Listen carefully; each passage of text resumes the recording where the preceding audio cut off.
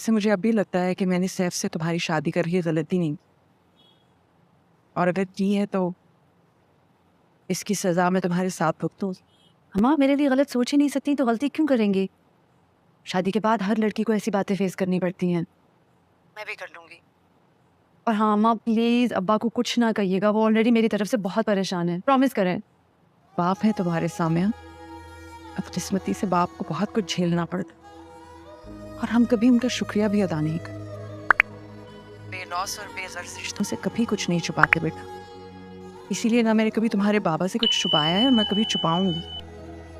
तो वैसे भी उनकी लाडली बेटी हो, तुम्हें देखेंगे तो फौरन समझ जाएंगे कि कुछ ठीक नहीं है। हाँ, ये याद रखना बेटा, हम तुम्हारे अच्छे बुरे दोनों में तुम्हारे साथ खड़े होंगे हमेशा। अम्मा अब ये मेरे मसले हैं, पढ़ने लिखने का इतना तो फ़ायदा होना चाहिए कि मैं अपने मसले खुद रिजॉल्व